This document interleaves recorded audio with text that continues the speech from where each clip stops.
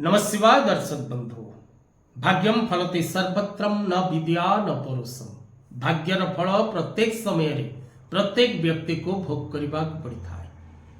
उत्तम कर्म द्वारा व्यक्ति उत्तम भाग्य निर्माण करिबारे सामर्थ्यवान होता है। तेणु बिलीव इन कर्म एंड बिलीव इन एस्ट्रोलॉजी। आपणकर सुकर्म आपण को निश्चित भाव में उत्तम फल भाग्य रूप में प्रदान करिता है। कर्मण्ये व्याधिकारस्ते मां फलेषु कदाचन। आपणकर सत्कर्म आपण को सत्फल प्रदान करे, आपणकर असत्कर्म से आपण को असत्फल प्रदान करे।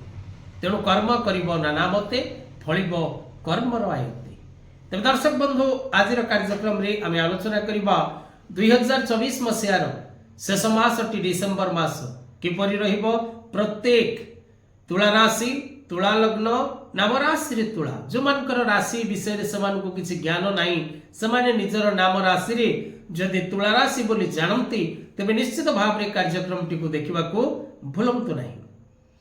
जो मानकर 14/7 15/7 16/7 चित्रा स्वाति और विशाखा नक्षत्र तुला राशि से कार्यक्रम टी को देखंतु एवं जदि आपण को कार्यक्रम टी पसंद आसे लाइक शेयर सब्सक्राइब एवं निजर कमेंट दबा को कदापि भूलिबे नहीं। जो माने कार्यक्रम टी को देखुचंती जय महाकाल जय महाकाली बा जय बाबा गोरखनाथ जय मां सारुला लिखा को कदापि भूलंतु नहीं। तेज दर्शक बंधु आसंतु आलोचना करबा कौन रही तुला राशि व्यक्ति विशेष मान संपूर्ण 30 दिन समय एक मास समय कौन आपण रही भाग्यर फल। दर्शक बंधु तुला राशि व्यक्ति विशेष मान निकट में पूर्वर बहुत असुविधा संघर्ष विपद एवं कष्टर समय थे, किंतु वर्षर शेष मास शनिकर मार्गी चलन प्रभाव आपण अत्यंत शुभ फल। कारण शनि आपण जन्म जातक पंचम भाव रे गोचर हिसाब रे मार्गी कले। कुंभ राशि रे महाग्रह शनि 15 नवेम्बर ठारू मार्गी कर सारी। तेणु आपण पंचम भाव रे महाग्रह शनिकर मार्गी आपण को नूतन किसी करबा पई चांस दब। आपण को मान सम्मान प्रदान करिवो। आपण जहा चिंता करिवे ताहा पूर्वर ब्रेक नौथिला कार्य करबा पई चेष्टा करी आपण रही जाउथिले, किंतु एबे जो समय आसीची ताहा आपण को निश्चित भाव रे आगो को नबा पई सहाय्य एवं पूर्ण सहयोग करिवो। प्रत्येक तुला राशि व्यक्ति समस्त प्रकार बाधा विघ्न कष्ट दूरीभूत होबार समय रही। धीरे धीरे आपणकर प्रत्येक मार्ग प्रशस्त होबो एवं आपण प्रत्येक कार्य को आस्ते आस्ते अधिक स्पीड रे जीवा पई चिंता करिवे नाही। प्रत्येक कार्य धीमे धीमे आस्ते आस्ते होबो। प्रत्येक कार्य उपरे थिबा बाधा विघ्न आपण को निश्चित भाव रे मुक्ति मिलिबो। मानसिक शांति आपण प्राप्त करिवे एवं मानसिक शांति आपण को विभिन्न दिगरु लाभ होबो। कृषि क्षेत्र कर्म क्षेत्र व्यवसाय क्षेत्र एवं आपण जदि कोनसी प्रकार रो ऑनलाइन व्यवसाय बा ऑफलाइन व्यवसाय बा सोशल मीडिया सेक्टर रे आपण एक्टिव अछंती तबे निश्चित भाव रे आपण को पूर्ण शुभ फल प्राप्ति होबो।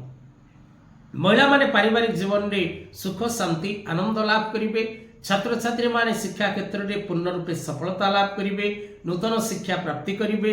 शिक्षा निमंते दूरस्थान को यात्रा करिवे एवं शिक्षा क्षेत्र पूर्ण सफलता प्रत्येक छात्र छात्री लाभ करिवे।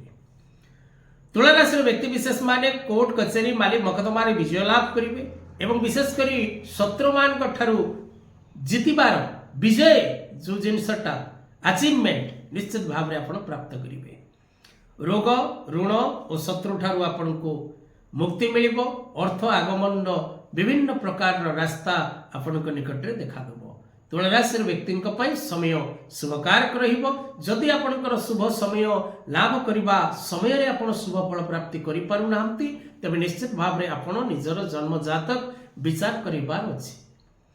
जदि जन्म जातक मुक्तेश्वर राष्ट्र परिवार सहित आलोचना करने चाहती तेरे तले दिया नंबर रे जोगाजोग करने को भूलंतु नहीं। जो माने ज्योतिष शिक्षा ग्रहण करने को चाहती से माने तले दिया नंबर रे जोगाजोग करंतु। जो माने निजर बिजनेस वास्तु देखा चाहती निजर फैक्ट्री वास्तु देखा चाहती निजर एजुकेशन वास्तु देखा चाहती आपण कौन स्कूल निर्माण करिसंती बा आपण कोनोसी ट्यूटोरियल निर्माण करिसंती बा कोनोसी स्टडी सेंटर निर्माण करिसंती बा कोनोसी प्रकार रो आपण जदि निजर गृह वस्तु देखिबा को चाहउचंती तबे निश्चित भाव रे तळे दे जेते बा नंबर रे जोगाजोग करबा को भूलंतु नहीं।